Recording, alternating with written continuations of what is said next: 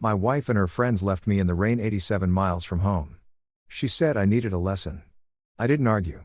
I just watched them drive away. A black truck pulled up moments later. My bodyguard stepped out calm and ready. I smiled as I climbed in. Her cruelty had ended. This was her last mistake. You know what they say about karma being a well? Let me introduce you to my wife, Meera. She makes karma look like a Sunday school teacher having a bad day. There I was, standing under some beat-up highway sign that looked like it had seen better decades, watching storm clouds roll in like they had a personal vendetta against me specifically. 87 miles from home. 87. That's not a quick Uber ride or a hey, can you pick me up situation? That's a you're screwed, buddy. Distance that requires actual planning to survive. The rain hadn't started yet, but I could smell it coming. That metallic electric smell that makes your skin crawl and your brain start calculating how long you've got before you're completely soaked. My clothes were already damp from the humidity, sticking to my back like a guilty conscience. The asphalt stretched out in both directions like a concrete river of nothingness, and the only sound was the distant rumble of 18-wheelers that couldn't care less about some guy stranded on the side of the road. But here's the kicker. I wasn't actually stranded. Not really. See, while Meera and her little crew of enablers were probably high-fiving each other in the warm, leather-seated comfort of her SUV, congratulating themselves on teaching me such a valuable lesson. I was standing there with the biggest grin you've ever seen. Because what my darling wife didn't know, what she couldn't have known was that this whole night was about to become the best thing that ever happened to me. Let me paint you the picture of how we got here. Dinner at some overpriced farm-to-table place where they charge you $28 for 3 radishes and call it deconstructed salad. Meera was holding court with her usual suspects. Rial, who thinks being loud equals being interesting. Kira, who's got the emotional intelligence of a parking meter, and Tessa, who nods along to everything like one of those bobblehead dogs people put in their car windows they'd been drinking. Not enough to be legally drunk, but enough to feel invincible and make spectacularly stupid decisions. The conversation had started innocently enough, just the usual gossip about whose marriage was falling apart and whose kids were getting arrested. But then it turned to me, like it always does when Meera's had a few glasses of wine and needs to remind everyone who's really in charge. Adrienne just doesn't get it sometimes, she'd said, twirling her fork around some microscopic portion of pasta that cost more than most people's car payments. He needs to learn that actions have consequences. The other 3 had giggled like middle schoolers who just heard someone say a bad word because nothing's funnier than a grown woman talking about her husband like he's a misbehaving golden retriever who peed on the carpet. What did he do this time? Belle had asked, leaning forward with that hungry look she gets when she smells drama. These women collect other people's misery like some folks collect stamps. Oh, you know, Meera had waved her hand dismissively, questioning my decisions, asking too many questions about money, the usual controlling behavior. Controlling behavior. That's rich coming from someone who once made me return a coffee mug because she didn't approve of the font. But I'd sat there smiling and nodding, playing the part of the beautiful husband who just doesn't quite measure up to his brilliant wife's expectations. I'd gotten really good at that performance over the past 8 months. Maybe he needs a reality check, Kira had suggested, and I could practically see the wheels turning in Meera's head. Nothing gets her more excited than an opportunity to prove a point, especially when that point involves making someone else miserable. By the time we'd left the restaurant, the plan was set. They were going to drive me out to the middle of nowhere and leave me there to think about my behavior. Just for a few hours, of course, just long enough to teach me a lesson about respect and gratitude and all those other things that Meera is convinced I'm lacking. The ride had been exactly what you'd expect. 45 minutes of them laughing and congratulating themselves on their cleverness while I sat in the back like luggage, watching the miles tick by on the GPS. They picked this spot specifically because it was far enough from civilization to be inconvenient, but not so far that I'd actually die of exposure. How thoughtful. You need a lesson, Adrienne, Meera had said when she finally stopped the car, her fingers gripping the steering wheel like she was trying to strangle it. Walk it off. And here's the beautiful part. I didn't argue, didn't beg, didn't even look particularly upset. I just got out of the car, closed the door with a polite little click, and stood there watching them drive away. Meera was probably expecting tears, maybe some angry phone calls, definitely some graveling when I finally made it home. Instead, she got me standing under that highway sign, grinning like an idiot as their tail lights disappeared into the distance. Because what Meera and her merry band of accomplices didn't know was that I'd been expecting this, planning for it. Actually, for months, I'd been documenting every cruel comment, every casual threat, every little joke about putting me in my place. And tonight, they'd finally given me exactly what I needed. The sound of an engine made me turn around, and there it was. A black truck rolling out from behind the abandoned way station like something out of a movie. No dramatic music, no slow-mo heroics, just a simple pickup truck with Georgia plates and a driver who knew exactly what he was doing. Rook stepped out of the truck like he'd been waiting there all night, which, knowing Rook, he probably had been. The man's got the patience of a saint and the planning skills of a military strategist, which makes sense considering that's exactly what he used to be before I hired him for what Meera thought was just a home security upgrade. "Evening, Mr. Costas," he said in that calm, professional voice that never changes whether he's discussing weather patterns or coordinating extraction protocols. "Right on schedule." "Hey, Rook," I said, and I couldn't keep the satisfaction out of my voice. "Perfect timing, as usual." He handed me a dry jacket because, of course, he'd thought to bring one. And a thermos that probably contained the best coffee I'd tasted all week. The man thinks of everything. "You sure about this?" he asked, which was his way of giving me one last chance to back out, to play the victim instead of the chess master. "But I've been sure about this for months." "Oh, I'm sure," I said, climbing into the passenger seat and feeling the warmth wash over me. "Her cruelty ends tonight." As we drove away from that highway sign, I pulled out my phone and checked the recording app. Crystal clear audio of the entire evening, from dinner conversation to roadside abandonment. Every word, every laugh, every casual cruelty documented and timestamped. Meera thought she was teaching me a lesson about knowing my place. What she'd actually done was hand me the final piece of evidence I needed to show the world exactly who she really was. And tomorrow, when the lawyers got involved and the real consequences started rolling in, she was going to learn that some lessons cut both ways. The storm finally broke as we hit the interstate, rain hammering against the windshield like applause. I leaned back in my seat, sipped Brooke's excellent coffee, and smiled. Because after 8 months of playing the long game, tonight was the night everything changed. Sometimes the best revenge isn't getting mad, it's getting even. Let me tell you something about discovering your wife is a lying, cheating, financial predator. It's not like the movies where you dramatically confront them and storm out in a blaze of righteous fury. Real life is messier, quieter, and requires a hell of a lot more patience than Hollywood would have you believe. My awakening didn't come with a soundtrack or slow-motion revelation shots. It came on a Tuesday morning while I was trying to help Meera with what she claimed was a computer glitch. Picture this. I'm sitting at her laptop, probably looking like the helpful husband of the year, trying to figure out why her spreadsheet keeps crashing. Meera's in the shower singing some pop song off-key like she always does when she thinks she's conquered the world. I'm clicking through files, being the good little tech support guy when I stumble across something that makes my blood turn to ice water. 2 ledgers. Same charity gala, same dates, completely different numbers. The first one, the one she'd shown me when I'd asked about the unusually large administrative costs, had everything looking neat and tidy, reasonable expenses, appropriate allocations, the kind of financial responsibility that would make a CPA weep with joy. The second one, buried 3 folders deep in a directory labeled Backup Old, told a very different story. Numbers that didn't add up, receipts that didn't exist, and enough red flags to outfit a communist parade. That I sat there staring at the screen, listening to Meera's off-key warbling about being stronger than yesterday. And something clicked in my brain, not anger, that would come later. Not even surprise, really. Just this cold crystalline clarity that whispered, well, what do we have here? See, I'd been noticing things for months. Little inconsistencies that individually meant nothing, but together painted a picture I'd been too trusting or too stupid to see. The sudden consulting fees that appeared on our joint account statements. Business trips that seemed to involve a lot more resort time than actual business. Meera's new habit of taking phone calls in the garage or stepping outside whenever certain names came up in conversation. But like a good little husband, I'd made excuses. She works hard. She deserves some luxury. Business networking requires relationship building. Everyone needs privacy sometimes.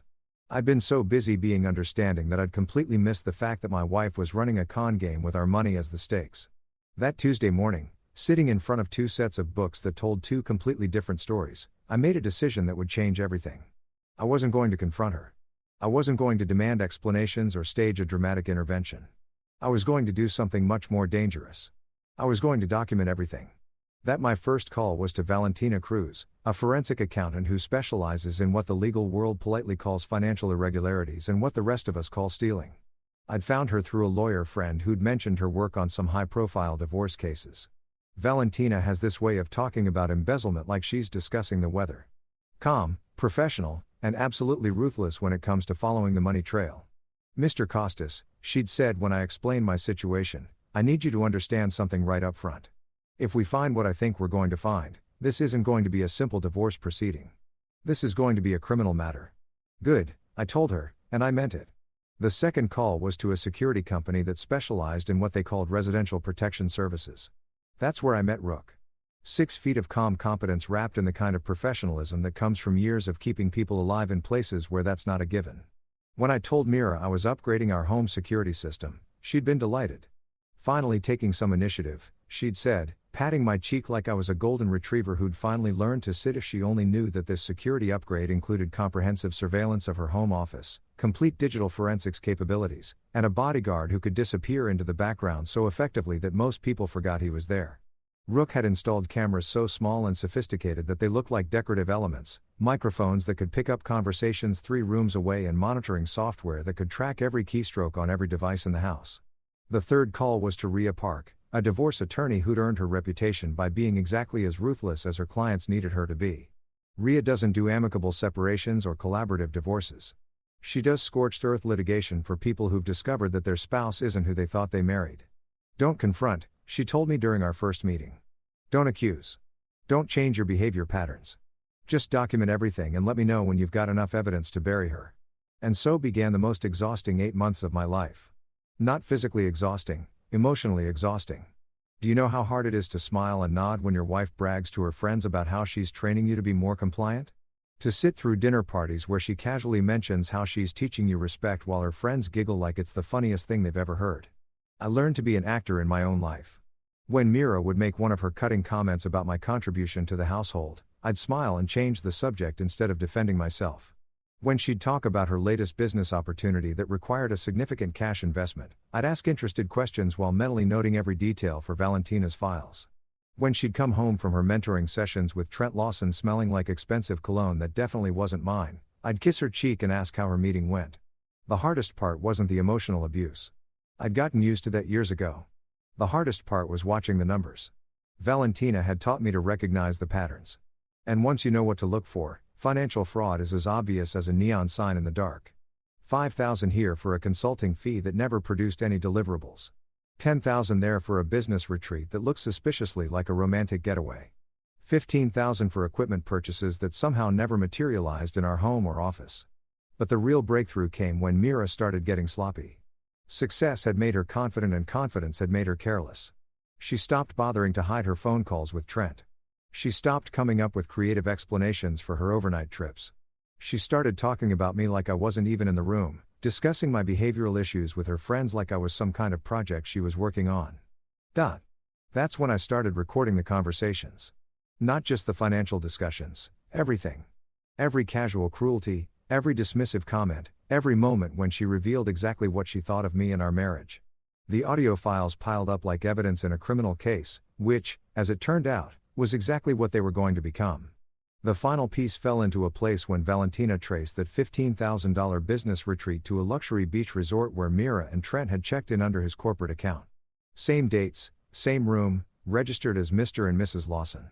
Even the room service charges painted a picture of romantic dinners and champagne breakfasts that definitely weren't about business development that I didn't rage when Valentina showed me the hotel records.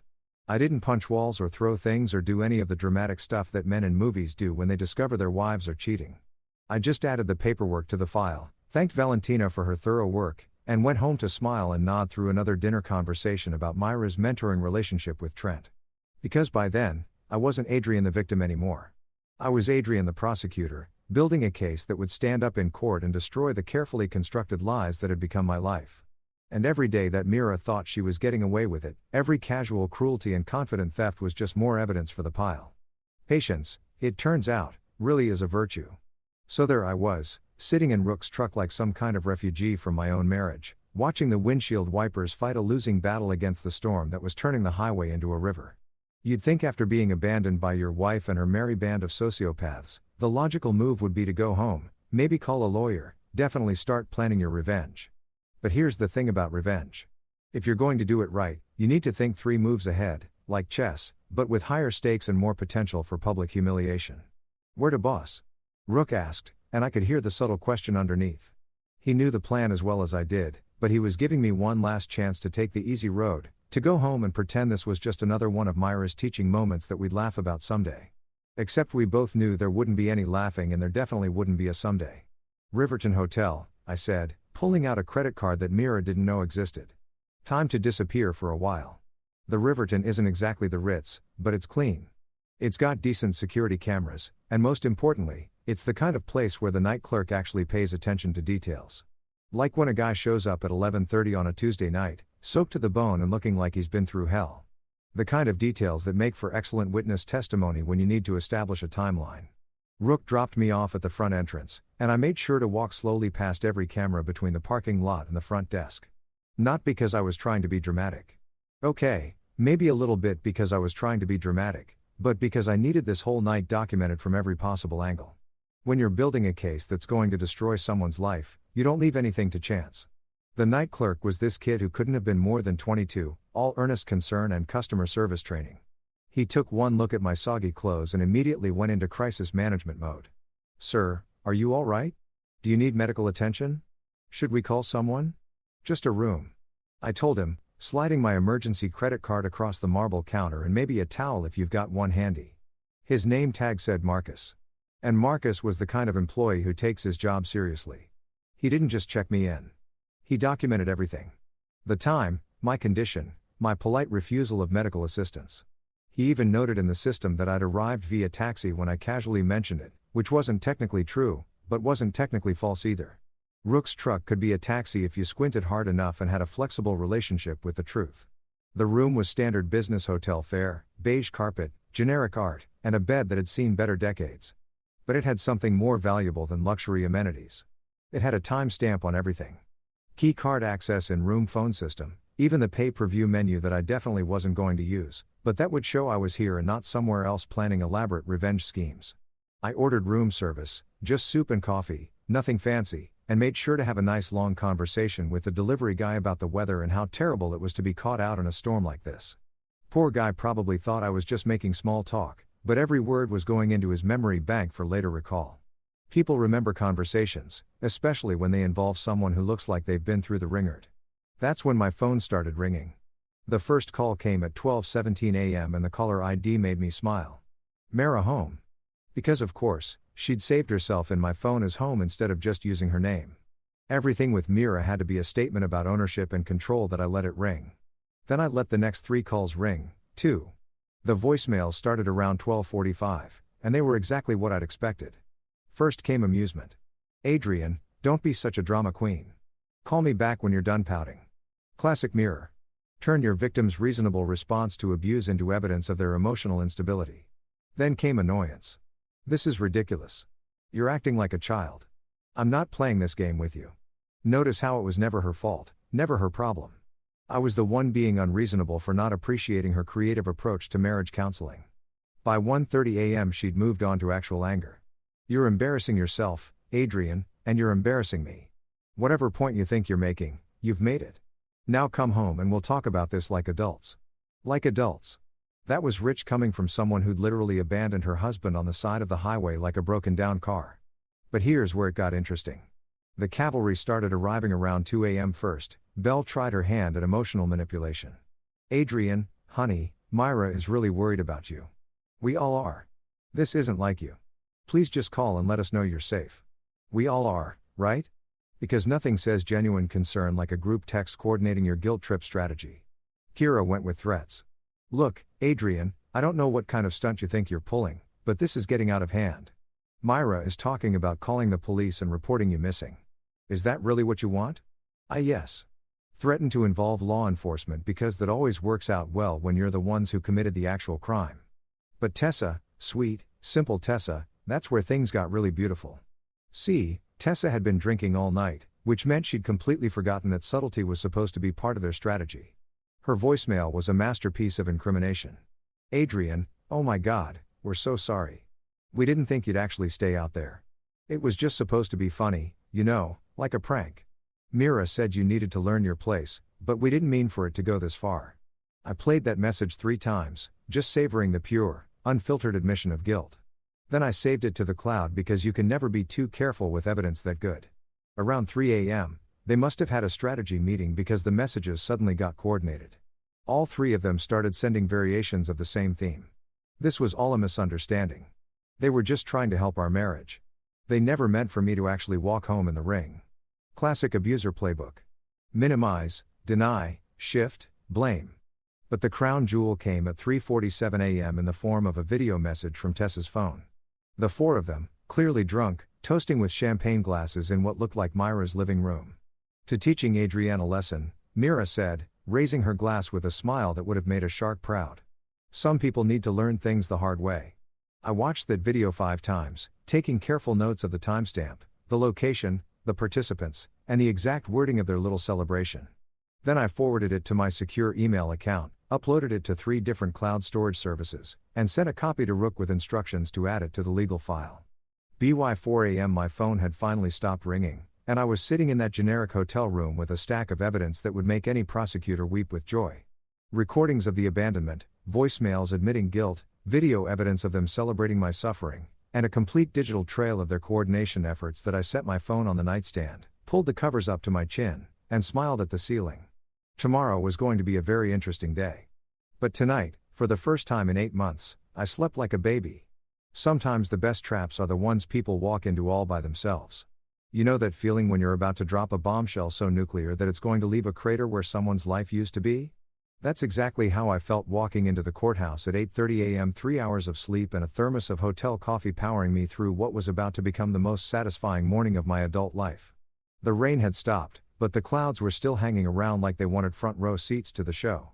Rhea Park was waiting for me on the courthouse steps, looking like she'd been born in a power suit and raised on legal briefs.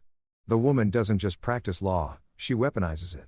When I called her at 6 a.m. to set everything in motion, she'd sounded like Christmas had come early. Emergency filing went through 20 minutes ago, she said, handing me a coffee that was definitely better than what I'd been drinking. Judge Harper Lynn drew the case. She's got a reputation for not tolerating games, which works in our favor. We're in courtroom 3C at 1 p.m. What are we hitting them with? I asked, even though I already knew. We'd gone over this strategy so many times I could recite it in my sleep. Emergency injunction for spousal abandonment, coercive control, and financial misappropriation. Oh, and I added intentional infliction of emotional distress just for fun. Her smile was the kind that should come with a warning label. Your wife's going to need a very good lawyer. And even then, she's screwed. The beauty of emergency filings is that they move fast. Too fast for the other side to mount a proper defense, especially when they're probably still nursing hangovers from their victory celebration. By 9 a.m., Meera had been served with papers that turned her world upside down. By 10 a.m., she was probably screaming at some expensive lawyer who was trying to explain that you can't unabandon your spouse on a highway. That I spent the morning at Rhea's office going through our evidence one more time. Audio recordings, video clips, financial documents, hotel receipts, witness statements. We had enough ammunition to fight a small war. But the real weapon was something much simpler. The truth. When you're dealing with pathological liars, the truth is like kryptonite.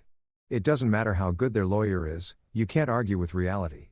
Courtroom 3C was everything you'd expect from a small-town courthouse with paneling that had seen better decades. Fluorescent lights that made everyone look slightly green and the kind of uncomfortable seating that reminded you that justice wasn't supposed to be comfortable. Judge Harper Lynn looked exactly like someone who'd spent 30 years listening to people's excuses and had run out of patience somewhere around year 5 that Meera arrived 15 minutes late, which was already a bad look.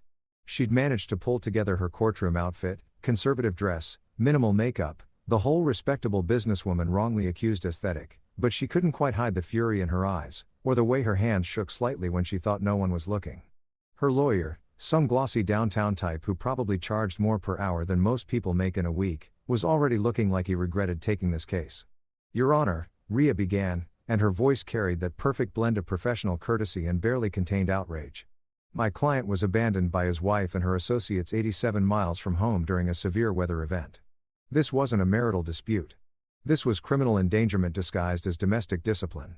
She hit play on the audio recording and suddenly the courtroom was filled with Meera's voice saying the words that were about to destroy her life. You need a lesson, Adrienne. Walk it off. Then came the sound of car doors slamming and engines starting and me standing alone in the rain while 4 women drove away laughing. The silence in that courtroom was so complete you could have heard a pin drop in the parking lot. Judge Lynn's expression didn't change, but something shifted in her eyes. Something cold and final. Meera's lawyer jumped up like his pants were on fire. Your Honor, this was clearly a misunderstanding between spouses. My client never intended. Counselor, Judge Lynn interrupted, and her tone could have frozen hell. I suggest you listen to the rest of the evidence before you finish that sentence. Ria was just getting started. She pulled out the financial documents that Valentina had organized into a timeline so clear that even a first-year law student could follow the money trail. Offshore accounts that Meera thought I didn't know about. Corporate credit cards used for personal expenses, consulting fees that went to companies that existed only on paper. Your Honor, we have documented evidence of systematic financial abuse spanning 18 months, Ria continued, spreading the papers across the table like a poker player revealing a royal flush. The defendant has been embezzling from both marital assets and her employer's charitable fund. That's when things got really interesting.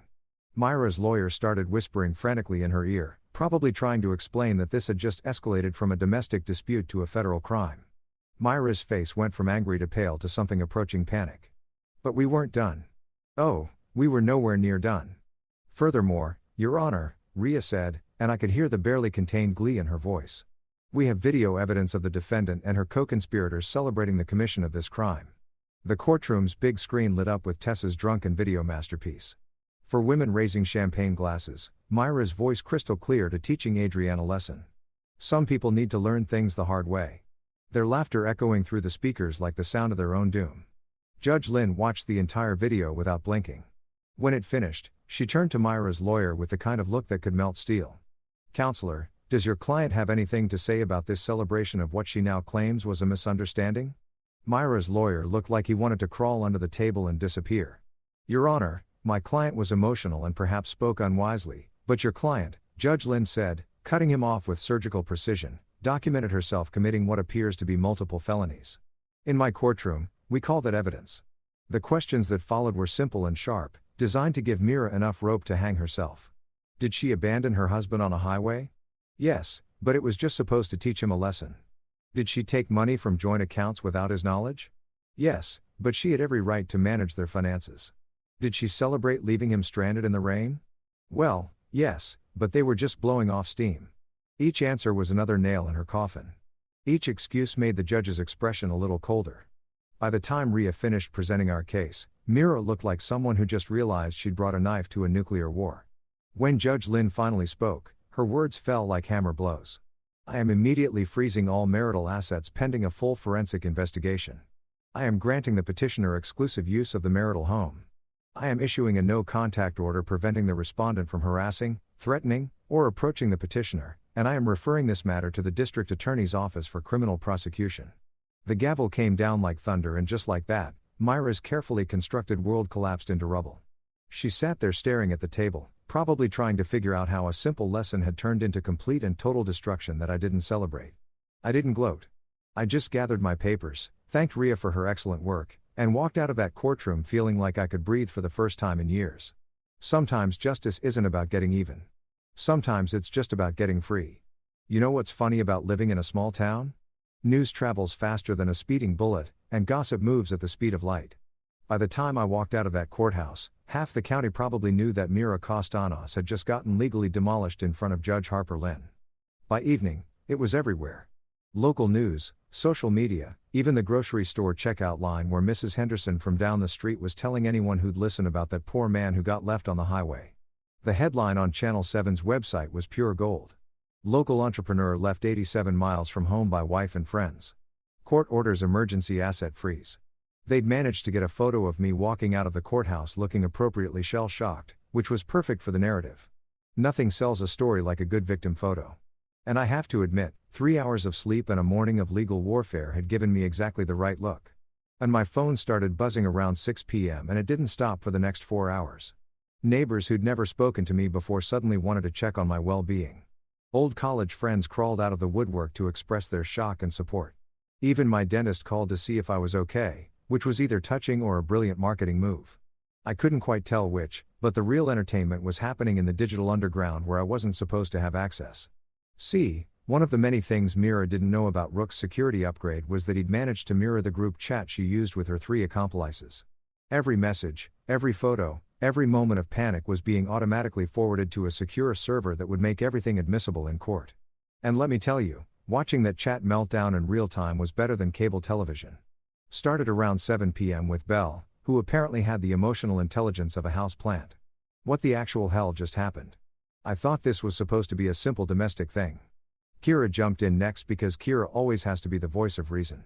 Even when reason left the building hours ago, we need to shut this down now. Delete everything. I mean everything. Photos, texts, all of it. But Tessa, bless her heart, was way ahead of them. Too late. My cousin works at the courthouse. Says they have video of us from last night. The champagne thing. We're so screwed.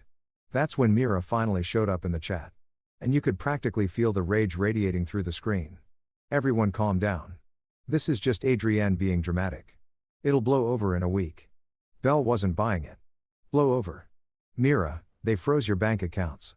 This isn't blowing over. This is blowing up. The conversation devolved from there into a masterpiece of panic, blame shifting, and spectacular stupidity. Kira wanted to hire a crisis management firm. Tessa thought they should all get lawyers. Belle suggested they claim it was performance art in Meera was still convinced she could somehow spin this as a misunderstanding between loving spouses. But the real bombshell came around 9:00 p.m. when my phone rang with a number I recognized, my younger cousin Quinn. Now Quinn and I had never been particularly close, mostly because Quinn had a talent for making spectacularly bad life decisions and then expecting the family to bail her out. But when she called that night, her voice was shaking like she'd seen a ghost. Adrienne. Oh God, I'm so sorry. I'm so sorry. Sorry for what, Quinn? I need to tell you something about Meera. About what she asked me to do. And that's when the last piece of the puzzle fell into place.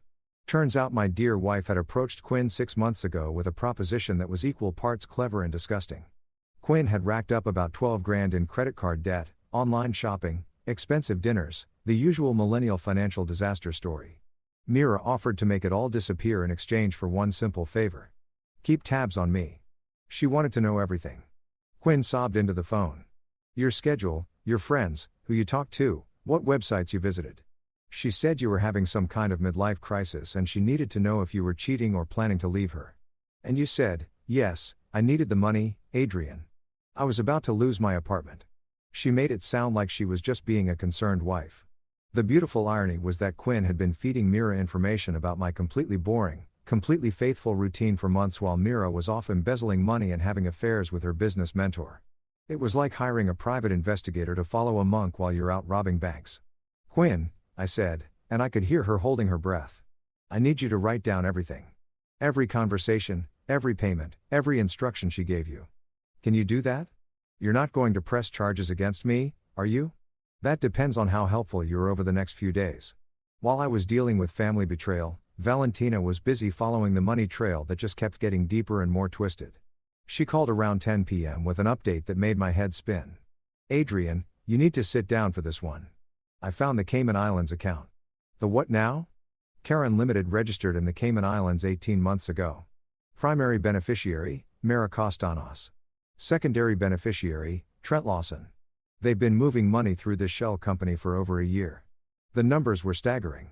What I thought was maybe 50 or 60,000 in missing funds turned out to be closer to 300,000. Money from Meera's Women in Tech Empowerment Fund have been flowing directly into Trent's cryptocurrency wallet. Corporate retreat expenses that were actually luxury vacations. Equipment purchases that existed only on paper. How much of this is criminal? I asked. All of it, Valentina said cheerfully. Wire fraud, tax evasion, embezzlement, probably racketeering if we can prove ongoing conspiracy. The FBI is going to love this case. By midnight, Ria had compiled everything into a package that looked like a federal prosecutor's wet dream. Financial crimes, documented abuse, conspiracy to commit fraud, and enough recorded confessions to fill a small library. She'd already reached out to contacts in the district attorney's office, and the word was that they were very interested in taking a closer look at Meera's business dealings. The group chat finally went quiet around 1 a.m., probably because someone with half a brain cell had finally convinced them to stop creating evidence of their own guilt. But the damage was done. Every panicked message, every admission of wrongdoing, every attempt to coordinate their stories was safely stored on servers they didn't even know existed. That I sat in my hotel room because Judge Lynn's order meant I could kick Meera out of our house. But I wasn't quite ready for that level of confrontation yet. And reviewed the day's haul. Audio recordings, video confessions, financial documents, witness statements, and now a digital trail of conspiracy that led directly to a federal crime. 8 months of quiet work had turned into an avalanche of evidence that was going to bury Meera and her friends so deep they'd need archaeological equipment to dig them out. Sometimes the best revenge is just giving people enough rope to hang themselves. And boy, have they ever made good use of that rope. Walking into my own house with a court order in one hand and Rook beside me felt like some kind of strange homecoming. Except instead of feeling relief or comfort, I felt like an investigator entering a crime scene, which as it turned out was exactly what I was doing. The place looked the same as when I'd left for dinner the night before, but everything felt different. The air itself seemed contaminated with lies and betrayal, like the walls had absorbed 18 months of deception and were now quietly confessing their secrets. Meera was long gone. Of course, Judge Lynn's order had been crystal clear. She had until 6 p.m. to collect essential personal items and get out. No furniture, no electronics, no access to the home office where she'd been running her little criminal enterprise. Rook had been watching the place since noon, making sure she didn't try to destroy evidence or accidentally walk off with anything that might incriminate her.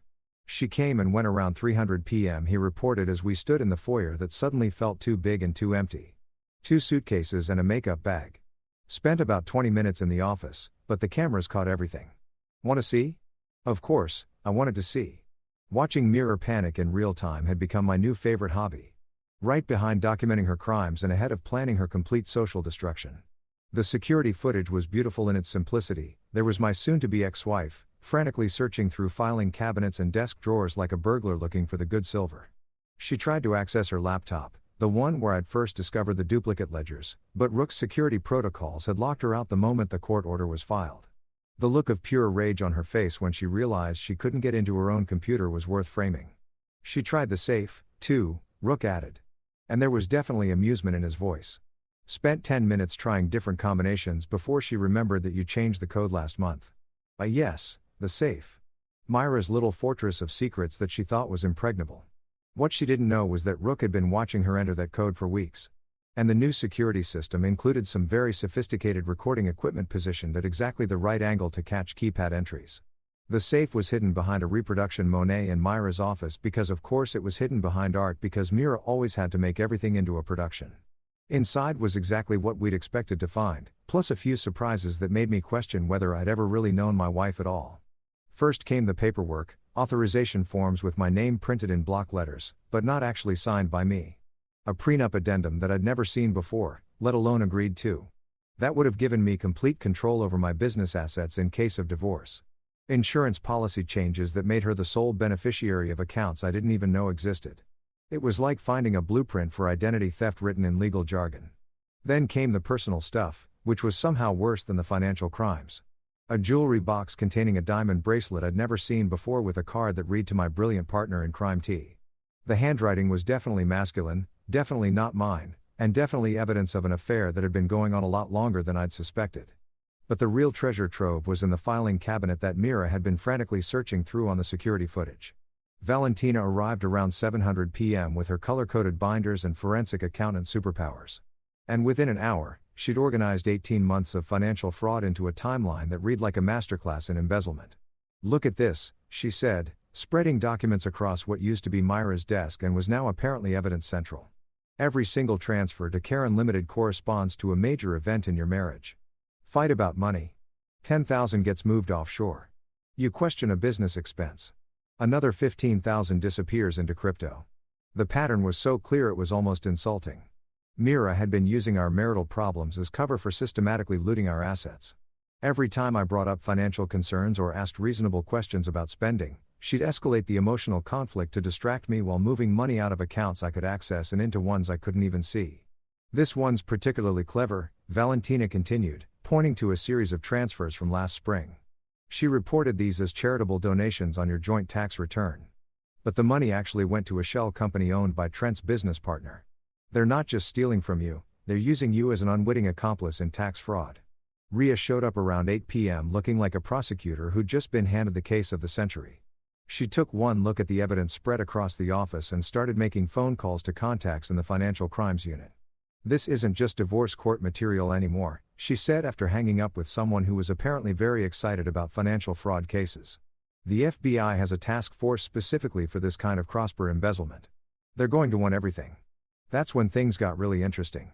While Ria was coordinating with federal investigators and Valentina was organizing evidence into prosecution-ready packages, I decided to do some investigating of my own. See, I knew Meera better than anyone, and I knew she had a weakness for keeping trophies of her victories, that I found them in the bedroom in a shoebox hidden in the back of her closet like some kind of psychopath scrapbook. Screenshots of bank transfers, printed emails between her and Trent discussing their exit strategy, photos of expensive purchases made with embezzled money, and at the bottom of the box, a handwritten list titled Adrienne's training progress with dates and notes about my behavioral modifications. Reading that list was like getting punched in the stomach with a dictionary of psychological abuse. March 15. Successfully redirected his questions about Caribbean trip into argument about trust. April 22 convinced him that asking about consulting fees shows controlling behavior. May 8 used friends to reinforce message about knowing his place in relationship. Every fight we'd had, every moment of self-doubt she'd created, every time she'd made me feel like I was being unreasonable for asking basic questions about our finances, it was all documented like a science experiment. She'd been systematically destroying my confidence and gaslighting me into submission while stealing everything we'd built together. Jesus Christ, Rook said when I showed him the list. And coming from a guy who'd spent years in places where people tried to kill him on a regular basis, that was saying something. But here's the thing about evidence. It's only as good as your ability to use it. And we were about to use all of it to destroy the carefully constructed lie that had been my marriage. Rhea had already filed amended charges that included federal crimes. Valentina had traced the money trail all the way to the Cayman Islands and back.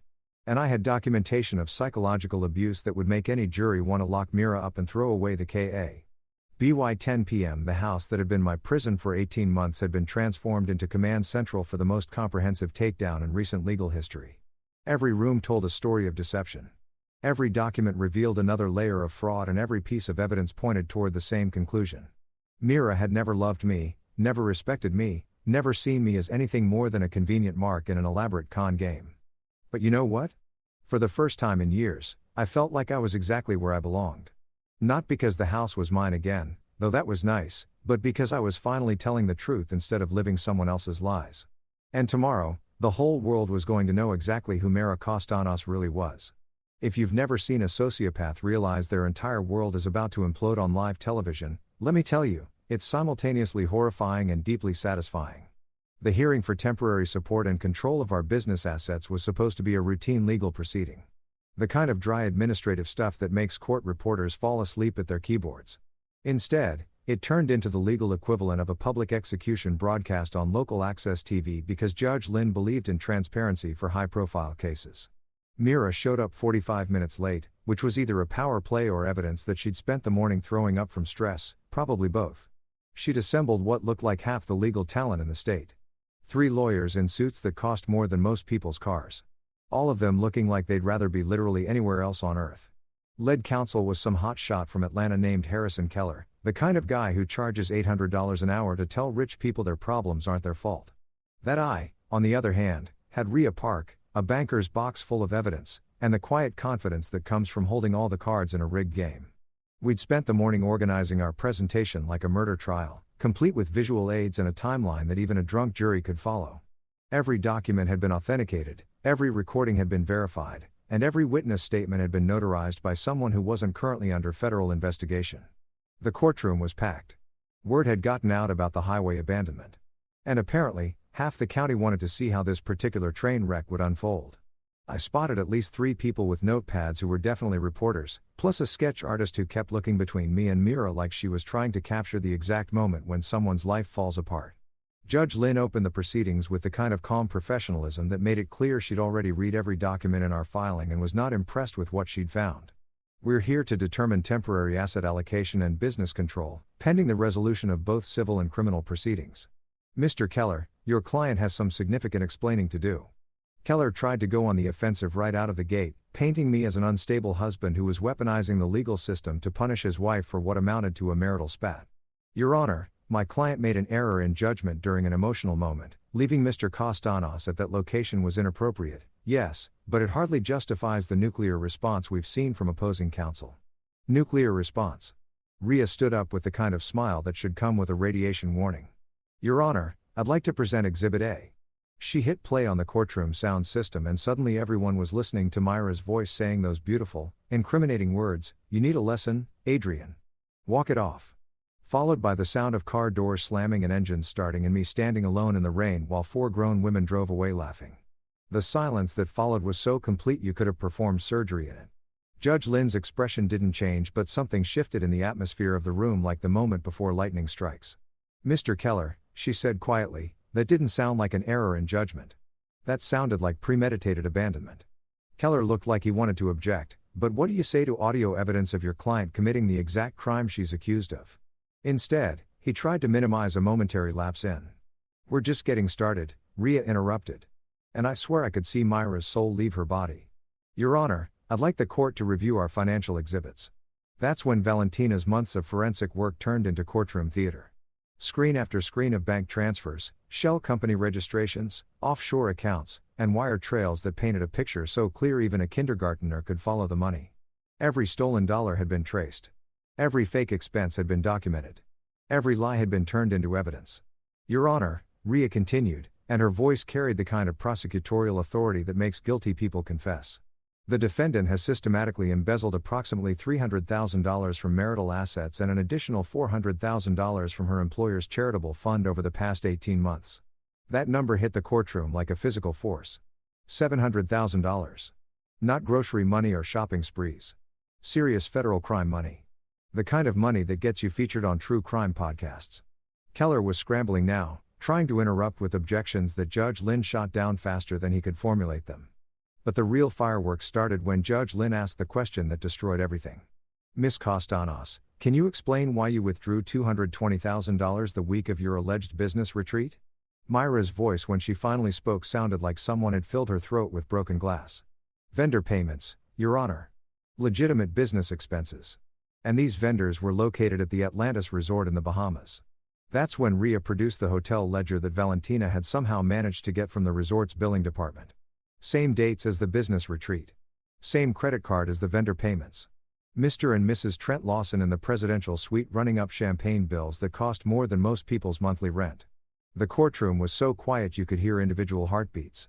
Meera's lawyers were having a whispered conference that looked like a suicide intervention. And Meera herself was staring at the table like she was trying to will herself into another dimension. But we weren't done. Oh, we were nowhere near done. "Your Honor," Rhea said, and I could hear the barely contained excitement in her voice. "I'd like to call a surprise witness." That's when the courtroom doors opened and Marisol Vega walked in looking like someone who'd been carrying the weight of the world and had finally decided to put it down. Marisol had been Trent's executive assistant for 3 years, which meant she'd had front row seats to the entire criminal enterprise. More importantly, she'd been recording conversations and copying documents for weeks, waiting for the right moment to come forward. "I can't carry this anymore," she said. When Judge Lynn asked why she was there, her voice was shaking, but her words were crystal clear. "They've been planning this for months. The embezzlement, the affair, even framing Mr. Castaños for tax fraud using forged documents. The evidence she presented was devastating. Recorded conversations where Meera and Trent discussed which accounts to hit next. Email chains about offshore banking procedures. And most damning of all, text messages where they laughed about how easy it was to manipulate me into signing documents I didn't understand." Meera went completely silent after that. Not the strategic silence of someone following legal advice, the absolute silence of someone whose entire reality had just collapsed. Her lawyers looked like they were mentally calculating how fast they could withdraw from the case. Judge Lynn didn't need to deliver it. "I am immediately expanding the asset freeze to include all entities associated with the defendant and Mr. Lawson. I am granting the petitioner full control of all business operations. And I am referring this entire matter to federal prosecutors for criminal investigation." The gavel came down like the hammer of God. And just like that, Meera's carefully constructed empire became a federal crime scene. As I walked out of that courtroom, I could hear the reporters already calling their editors with the story of the century. Local businesswoman caught running elaborate fraud scheme, abandoned husband on highway to cover tracks. Sometimes justice isn't about getting even. Sometimes it's about watching the truth finally see daylight. You know what's beautiful about federal prosecutors? They don't mess around with half measures or plea bargains that let rich people buy their way out of consequences. When the U.S. Attorney's Office for the Northern District of Georgia got their hands on our evidence package, they moved like sharks who'd smelled blood in the water. By the time Meera and her accomplices figured out they were drowning, the feds had already circled back for seconds. The grand jury convened on a Tuesday morning in February, and by Thursday afternoon, they'd returned indictments that read like a greatest hits album of white-collar crime. Wire fraud, conspiracy to commit fraud, money laundering, tax evasion, and my personal favorite, using electronic communications to facilitate the commission of felonies. That last one covered everything from the group chat coordination to Tessa's drunken victory video, turning their own stupidity into federal evidence. Meera and Trent got hit with the full menu of charges, each one carrying enough prison time to ensure they'd be eligible for Social Security by the time they got out. But the real cherry on top was watching the legal system treat Belle, Kira, and Tessa exactly like what they were, accessories to a crime who'd helped document their own guilt. The three of them got charged with criminal conspiracy and obstruction of justice. After the FBI, I discovered they'd spent the night of the courthouse hearing frantically deleting text messages and social media posts. What they didn't know, because apparently none of them understood how the internet actually works, was that everything had already been backed up to cloud servers that required federal warrants to access. Their panic deletion spree just became more evidence of consciousness of guilt. The arraignments were a masterclass in watching privilege meet reality. Meera showed up in designer clothes and an attitude that suggested she still thought this was all some kind of misunderstanding that expensive lawyers could fix. Trent looked like someone who'd been living on nothing but anxiety and coffee for weeks. And the three accomplices, they looked like they'd finally figured out that actions have consequences, even when you're white, educated, and used to getting away with everything. But the real entertainment came during the plea negotiations, which I got to watch from the gallery like it was live theater. Trent folded faster than a lawn chair in a hurricane, taking a plea deal that included full cooperation with prosecutors in exchange for a reduced sentence, 5 years in federal prison, followed by 3 years of supervised release, and complete financial restitution. His cooperation included turning over passwords to encrypted accounts, recordings of conversations with Meera about money laundering, and a detailed timeline of their criminal partnership that read like a how-to guide for embezzlement. Meera, on the other hand, fought like someone who genuinely believed she could lawyer her way out of recorded confessions and bank records. Her legal team burned through 3 different defense strategies before settling on the classic blame the victim approach that works so well in domestic violence cases. According to her lawyers, I was a controlling husband who'd driven her to desperate measures. And the embezzlement was really just a woman trying to establish financial independence from an abusive marriage. The problem with that defense, we had 18 months of audio recordings that proved exactly the opposite. Every conversation where Meera threatened me, every casual cruelty, every moment where she treated me like a misbehaving pet, it was all admissible evidence that painted a very different picture of our marriage. The criminal trial started in September, almost a year after that night on the highway. Federal court is a different animal from state proceedings. More formal, more serious, and staffed with people who've seen every scam in the book and aren't impressed by much of anything. The jury was a mix of working-class folks who understood exactly what it meant to have someone steal your money, and they were not sympathetic to tales of privileged women who needed to embezzle hundreds of thousands of dollars to feel empowered. Demarisol's testimony was devastating. 3 days on the witness stand walking the jury through recorded conversations where Meera and Trent discussed their exit strategy and laughed about how easy it was to manipulate me into signing financial documents. She'd kept meticulous records, dates, times, amounts, even screenshots of text messages where they celebrated successful transfers to offshore accounts. But the moment that sealed Meera's fate was when the prosecutor played the audio recording from that night on the highway. Not just the abandonment, the entire evening, from dinner conversation to roadside cruelty. The jury got to hear Meera discussing her plans to teach me a lesson while she was actively stealing our money and cheating with her business partner. The verdict came back after 6 hours of deliberation. Guilty on all counts. Wire fraud, conspiracy, money laundering, and tax evasion. The judge called their crimes an elaborate scheme motivated by greed and executed with callous disregard for the victim's well-being.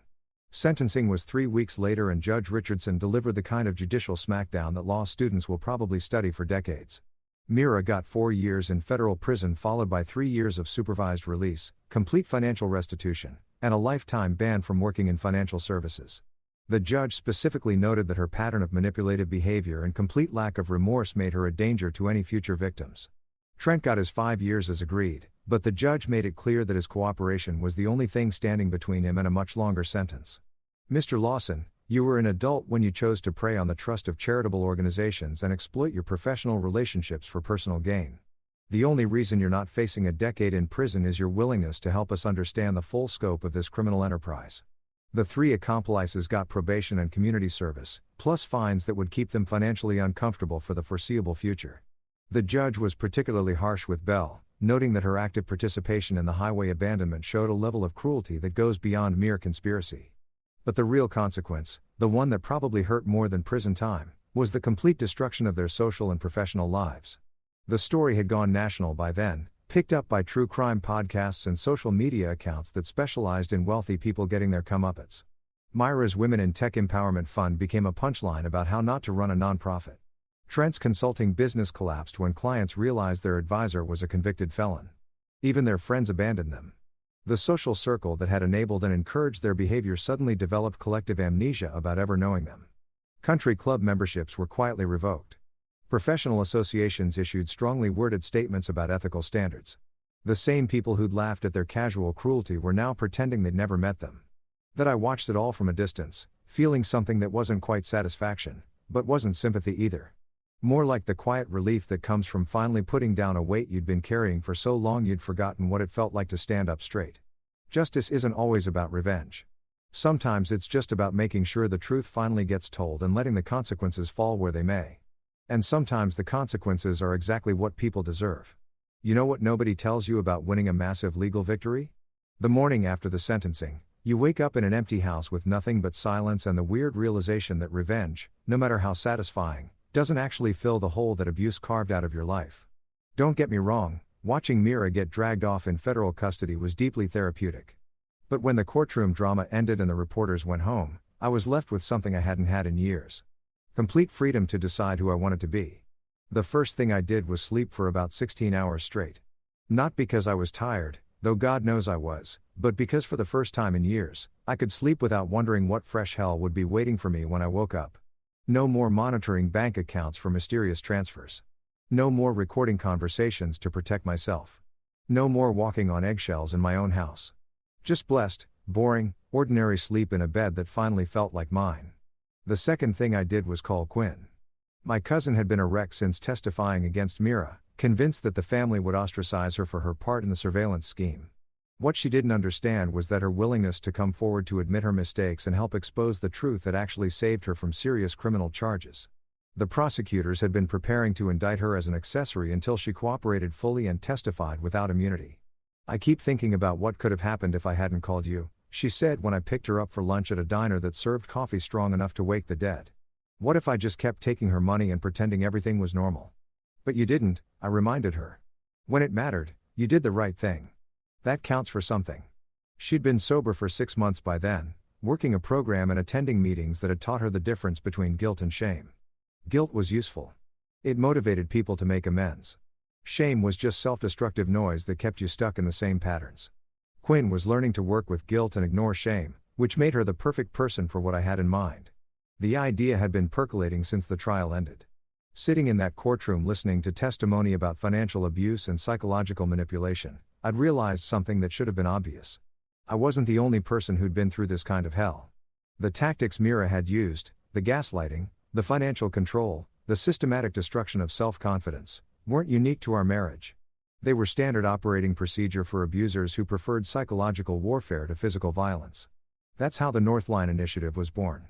Named after the highway where I'd been abandoned, because sometimes the worst moments in your life become the foundation for the best things you'll ever build. Rhea helped me navigate the nonprofit incorporation process, which turned out to be almost as complicated as a federal fraud case, but significantly less likely to result in prison time. The mission statement took weeks to perfect. To provide practical support, legal guidance, and emotional validation for individuals escaping financial coercion, psychological abuse, and social humiliation in intimate relationships. Valentina was the first person I called about volunteering. "You want me to do what?" she asked when I explained the concept. "Run a forensic accounting clinic twice a week. Teach people how to recognize financial abuse, document it properly, and protect themselves legally. Think of it as pro bono work with the potential to prevent federal crimes." She agreed immediately, which didn't surprise me. Valentina had spent her career following money trails that led to destroyed lives, and the chance to intervene before the destruction was complete appeal to her sense of justice. Rook took some convincing, mainly because he wasn't sure his skill set translated to nonprofit work. "I'm good at keeping people alive in combat zones," he said. "I'm not sure that helps with domestic situations." "Are you kidding?" I laughed. "You taught me how to document evidence, maintain operational security, and execute a long-term strategic plan while living with someone who wanted to destroy me. That's exactly what our clients need to learn." The training program he developed was brilliant in its simplicity. Personal safety protocols that didn't require military training, paper trail management that any adult could learn, de-escalation techniques that worked in suburban kitchens as well as war zones.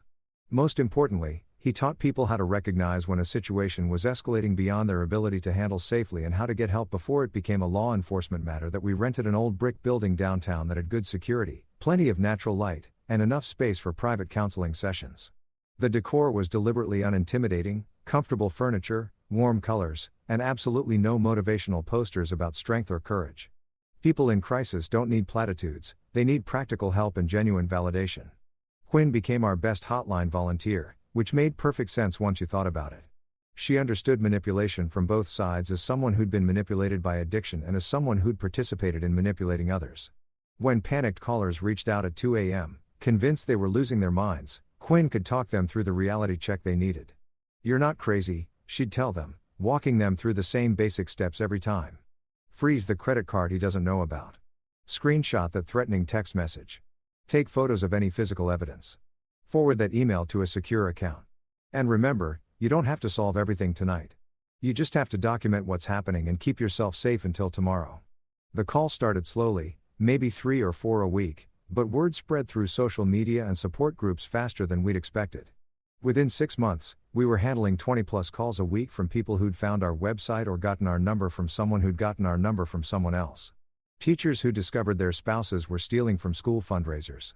Small business owners whose partners were embezzling from company accounts. Stay-at-home parents who'd been systematically cut off from family finances. And convinced they were too stupid to understand money. Each case was different in its specifics, but identical in its pattern. Someone with power using that power to control, manipulate, and abuse someone with less power. The tools varied: financial control, social isolation, psychological manipulation, but the underlying dynamic was always the same. What surprised me was how many men called. The cultural narrative about domestic abuse focuses heavily on women as victims, which makes sense given the statistics. But financial and emotional abuse crosses gender lines more than people realize. And men who find themselves trapped in controlling relationships often have even fewer resources than women. They're embarrassed to admit they're being abused by someone smaller or weaker. Ashamed that they can't just man up and fix the situation. Isolated from support systems that assume all abusers are male, that we help them all without judgment or demographic requirements. Because abuse is abuse, regardless of who's doing it or who's suffering through it. To be by the end of our first year, we'd helped 47 people escape abusive situations, prevented an estimated $2 million in financial fraud, and established partnerships with 3 law enforcement agencies that now referred cases to us regularly. Most importantly, we'd created something that would outlast my anger, outlast my need for revenge, and hopefully outlast me entirely. A place where people could come when they felt like they were drowning and leave with a life preserver and a map to shore. Sometimes the best way to heal from trauma isn't to forget it happened. Sometimes it's to make sure it never happens to anyone else. 18 months after that night in the rain, when I thought I'd finally put Meera and her particular brand of poison behind me, she managed one last spectacular display of her complete inability to learn from consequences. The letter arrived on a Tuesday, because of course it did. Tuesdays being the universe's preferred day for delivering emotional sucker punches, with the Georgia Department of Corrections return address that made me smile before I even opened it.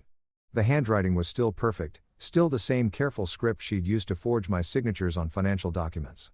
Some things never change, even in federal prison. The content was pure mirror, a masterclass in projection, blame shifting, and the kind of delusional thinking that probably made her very popular with the prison psychologists. Adrienne. It began because she'd never been one for traditional letter writing courtesy. I hope you've had time to reflect on your role in what happened to our marriage. I know you always struggled with taking responsibility for your actions, but I hope this experience has taught you something about the consequences of vindictive behavior. I had to pause there to appreciate the sheer audacity.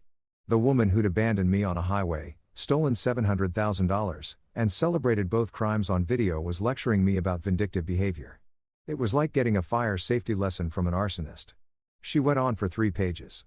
3 full pages of prison commissary paper filled with complaints about how unfair her sentence was, how I'd manipulated the legal system, and how she hoped someday I'd understand that everything she'd done was really my fault for being such a difficult husband. The level of self-delusion required to write that letter from a federal penitentiary was almost impressive in its consistency, but the closing line was what made it worth framing. I hope you learned your lesson. I read that sentence 5 times. Each repetition more hilarious than the last. My lesson. As if the moral of this story was that I should have been more grateful for the privilege of being psychologically tortured and financially abused by someone who thought cruelty was a teaching tool. That I walked into the Northline Initiative office the next morning with the letter in my hand in a frame I'd picked up at the dollar store right there on the wall next to our mission statement to provide practical support, legal guidance, and emotional validation for individuals escaping financial coercion, psychological abuse, and social humiliation. I hung Meera's final masterpiece of narcissistic delusion. New office art? Quinn asked, reading over my shoulder. Educational material. I corrected a reminder of what we're fighting against. The lesson Meera thought she was teaching had nothing to do with the lesson I actually learned. She thought leaving me 87 miles from home would break me down, make me more compliant, prove that she held all the power in our relationship. What she actually taught me was that cruelty, when documented properly, becomes evidence. That abusers always overplay their hand eventually. That having a plan and the patience to execute it beats having temporary power and the arrogance to abuse it. That my real lesson wasn't obedience. It was clarity. For years, I'd made excuses for her behavior. Convinced myself that her cruelty came from stress or insecurity or some fundamental flaw in my character that justified her treatment. That night on the highway, standing in the rain while she drove away laughing, I finally understood that some people are just broken in ways that can't be fixed, forgiven, or explained away. The afternoon was clear and warm when I decided to take a drive past that old mile marker where everything had changed. The roadside grass had grown back, covering the spot where I'd stood with my phone, recording the sound of my marriage ending. The abandoned way station looked smaller than I remembered, less ominous now that it was just an empty building instead of a symbol of my powerlessness. That I pulled over and got out. Standing in almost the exact spot where Rook had found me that night. No storm this time, no drama, just quiet afternoon sunlight and the distant sound of traffic that had somewhere important to be. I thought about the man who'd stood here 18 months ago, confused, hurt, still believing that love meant accepting whatever treatment someone decided you deserved. That man was gone, replaced by someone who understood that love without respect is just elaborate abuse. That kindness without boundaries is just enabling. And that sometimes the most loving thing you can do is refuse to participate in someone else's dysfunction. That I felt nothing standing there. No anger, no sadness, no lingering resentment. Just the kind of peace that comes from finally understanding that some chapters of your life end not with resolution, but with acceptance.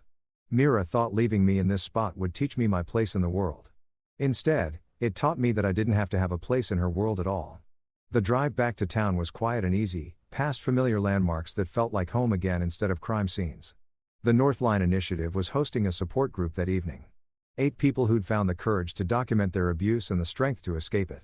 Each of them had their own version of a highway moment. Their own realization that they deserved better than the treatment they'd been accepting. Meera had been wrong about almost everything, but she'd gotten one thing right. I had learned my lesson, just not the one she thought she was teaching. That my lesson was simple. The man she tried to drown in that storm had learned to be the shelter. And that, it turned out, was the only lesson that mattered.